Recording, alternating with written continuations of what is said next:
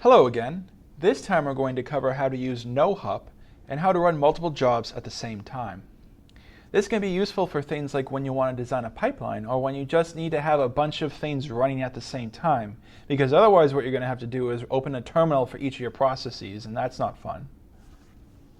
So the first thing we're going to do is change into that example underscore directory from last time.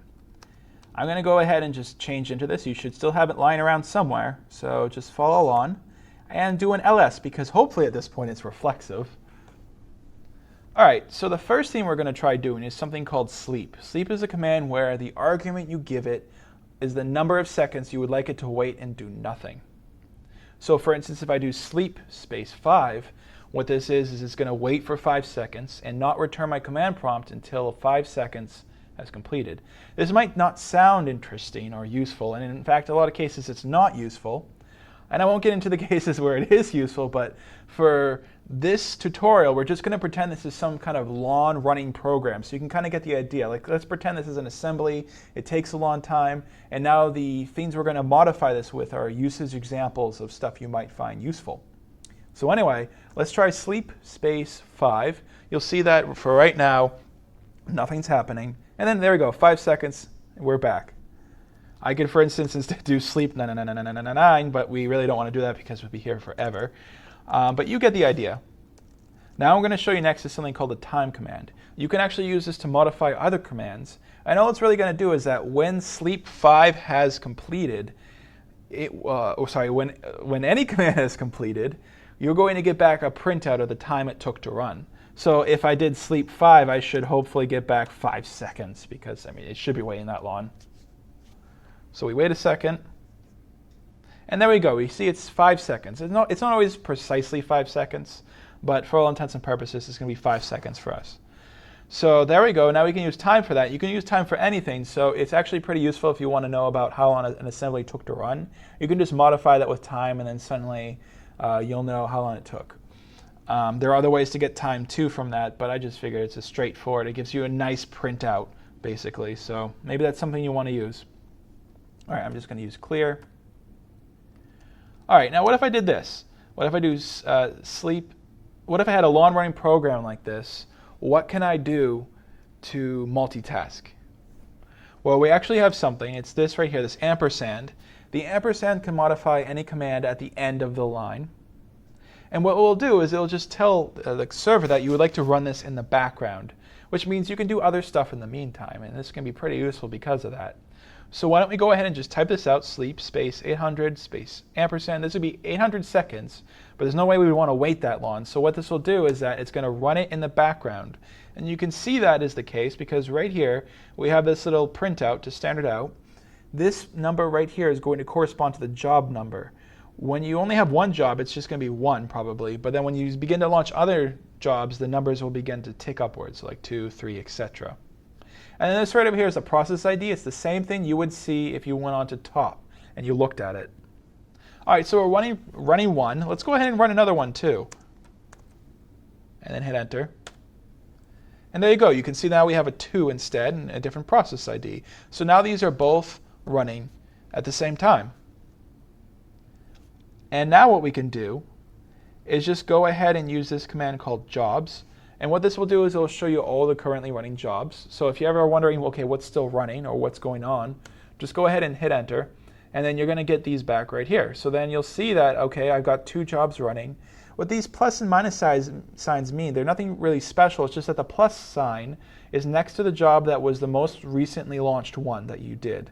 And then the minus sign is the second to most recent one. So if you have like 4 jobs, then the 2 most recent ones would have this plus and this minus. That's it. There's nothing special about it. I remember I was pretty confused the first time I ran this, but you don't have to worry. That's just all it means. All right, so now we know that we are running 2 jobs, and they're both using this command.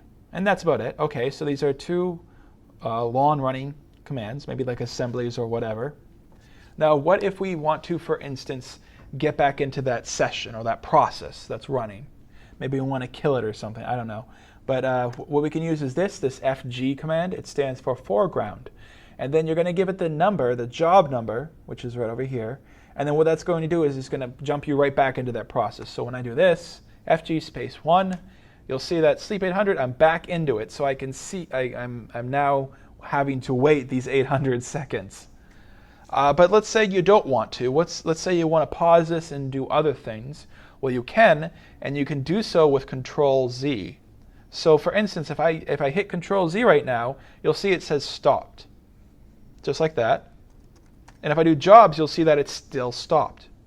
It's actually paused right now. It's not running. But you can start it again. So anytime you're in a command and you just want to pause it or do something, you can do this. And then you're back out here. And then now you have the option of running it at a later time. And to do so, you can do it with BG, which is short for background. You put a process into the background. So on that stop process, I can do this, and I mean that's the job number of the one that stopped. And now this is going to just make it a background process again. So I do this, and you'll see it's right back to running. If I do jobs, you can see that sure enough, it's running again. So this is a way you can pause things and start them again. And just as a review, what we did is we could launch something with that ampersand. And then when we want to get back into it, because it's a running background process, we can use FG to get back in using the job number. When we're inside a job or any kind of process, we can pause that process by using Control Z. And while it's stopped, we can go about doing other things. And if we want to run it again in the background, we can use BG followed by that number again, and that just runs it in the background. So this is kind of a useful thing to multitask with. Now there is a drawback though for running stuff in the background. It does not redirect the standard out. So what if, for instance, these two programs were something different and they were giving me printouts? Well, now these are going to be overlapping because whenever this does something, it's going to print out. Whenever this does something, it's going to print out. So I'm going to get it all in this just garbled order, and that's probably not what I want to do. And it's also probably going to mess up other kinds of programs when I want to redirect that standard out, but I've got printouts of some other program running in the background. That's just not good. So that's why we would want to find a way to solve this. One way is to just redirect it with that command, but that's not really always what we want to do. We can use the Nohup command, and this is actually more important for the second use. What Nohup does, first of all, is you can use it to modify any command, just like time. And when you do, what happens is that first it's going to redirect all the standard output to a file called nohup.out, which happens to be in the location that you run this command. And that's just going to be like a log file now, because anything that was printed as standard out now gets printed to nohup.out. So you can kind of review how that program is progressing, because you can, like for instance, tail that. You could use tail on the nohup out, and then that would show you what the most recent stuff is happening in that.